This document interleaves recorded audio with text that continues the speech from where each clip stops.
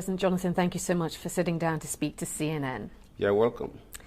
Nigeria is celebrating 50 years of independence. I want to get your thoughts on what you think the country has achieved in that time. Within the past 50 years, as a nation, just like as a child, that you start developing, when you get to the age of 25, you look back, compare yourself with your peer. By the time you get to the age of 50, you also look back and see what you have achieved. One thing that I know and I feel Nigerians must celebrate is our unity and our peace. Yes, we experienced a civil war that lasted 30 months. Some other countries experienced civil war that lasted years. We have our own challenges that government is confronting, but still we play a significant role globally. Whenever they talk about Africa, we want Nigeria's voice. So you can still see that Nigeria still plays a unique role globally. We are still united, we are confronting our challenges. That alone is enough to celebrate.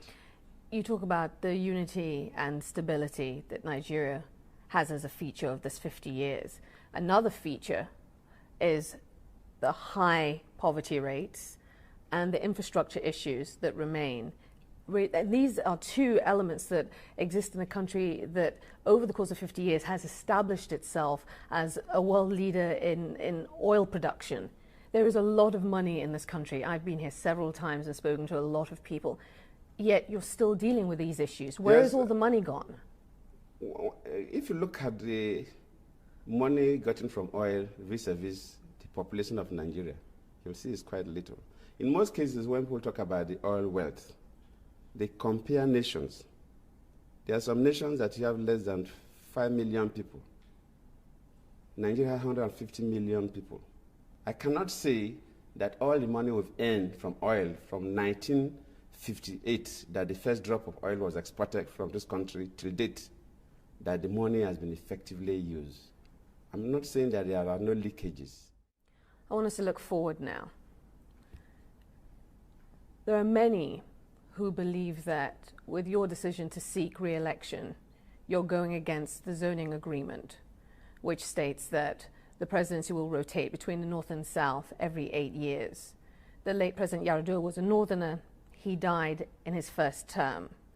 There are those who feel you're putting personal ambition ahead of the stability and peace of Nigeria. Is that what you're doing? Definitely not. You see, the argument about zoning and the presidency of Nigeria, it looks like the philosophical argument of the hen and the egg and the hen, who is older, through the evolutionary process, who comes first. In the first place, if this country has agreed that presidency will rotate north and south, I couldn't have been the president today. I couldn't have been. If there's an agreement in this country that it will rotate north and south, I couldn't have been the president. The day Yar'Adua died, another Northerner would have taken over and I could have continued as a vice president. You're effectively saying, if I understand you, that the zoning agreement doesn't include the presidency. Is that what you're effectively saying? You're saying it includes other secondary issues? Because many disagree with that. Even the former vice president, Atiku Abubakar, has said that is not the case. They cite a 2002 meeting in December, caucus meeting, where they say that there was an express decision that it should include the presidency. But be that as it may, I ask you this question. Should violence break out, which you can never rule out in Nigeria, unfortunately, it's a reality.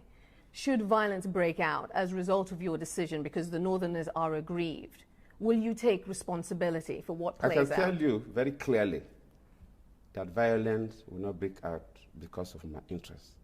I can tell you very clearly. To categorically say yes, they as will a not nation, we have our own challenges. We have security challenges. You have been in the country. If my interests would have instigated crisis, that day the signs would have shown. But if anybody thinks that he will go and fuel crisis, we'll take him on. What do you stand for?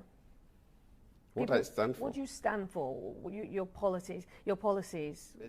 We want to lead a country where people will be less greedy, where people will know that the commonwealth of Nigerians belong to all Nigerians, where people will know that your individual wealth depends on the wealth of people around you. If you alone become the rich person and everybody around you is poor, you are very poor. I want to live in a country where we will no longer live as prisoners. Why do we have excesses of criminal activities now? Because the thinking is that the wealth is not uniformly distributed. A lot of young graduates have no jobs and they have no hopes, and they take to arms and ammunition or some kind of antisocial living. We want to refocus Nigeria to make sure that basic infrastructure is provided, the environment is created for private investment, both within and direct foreign investment, so that jobs will be created. That is my dream for Nigeria. So you're saying you represent... Yes. You represent what? Yes, that is my focus. You represent what? Future change? What are you saying yes, you represent? I represent the group that we are saying that this country must be transformed. I'm not saying our past leaders didn't do well. They tried. But using the capabilities of Nigerians. If you come to this country, for example, they talk about brain drain. A number of well-trained Nigerian medical doctors, engineers, and other professionals leave Nigeria to the developed society. We want to revive that. Let's move on and talk about corruption. Corruption is one of those issues here in Nigeria that every time there's an election, politicians stand up and say they're going to tackle it, they're going to get rid of it, yet very little changes. That is just the ugly truth.